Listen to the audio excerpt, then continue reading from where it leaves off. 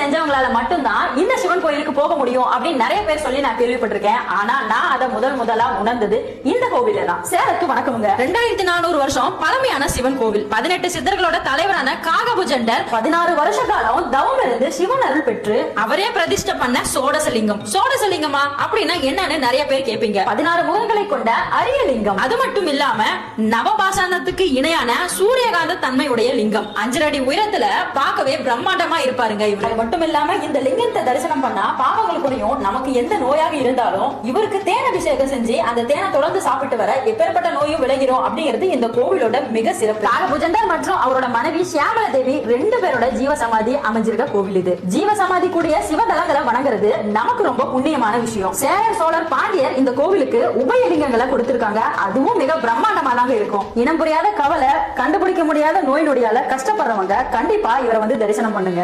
இந்த கோவில் எங்க இருக்குன்னு பாத்தீங்கன்னா கள்ளக்குறிச்சி பக்கத்துல இருக்க சின்ன சேலத்துல இருந்து 4 கிலோமீட்டர் தொலைவுல தென் பொன் பரப்பி அப்படிங்கிற ஊர்ல அமைந்துள்ளது. இந்த கோவில்ல சொர்ணபுரீஸ்வரர் சொர்ணாம்பிகை அப்படிங்கிற பேரோட சிவனும் பார்வதியும் காட்சி கொடுக்குறாங்க. ஆவணி மாசம் வர பௌர்ணமி அன்னைக்கும் பங்குனி உத்திரத்து அன்னைக்கும் காலையில பால நந்தியோட 2 கொம்புகளுக்கு இடையே சூரிய ஒளி ஊடுருவி சிவன் மேல படுறது மிக மிக சிறப்புன்னு சொல்லலாம். சிவன் கோவில்கள் புதுசா கட்டுறதை விட பழமையான கோவில்ல மீட்டமைச்சு அவங்களை வழிபடுறதுதான் நல்லதுன்னு நான் சொல்லுவேன். நன்றி நமச்சிவாய.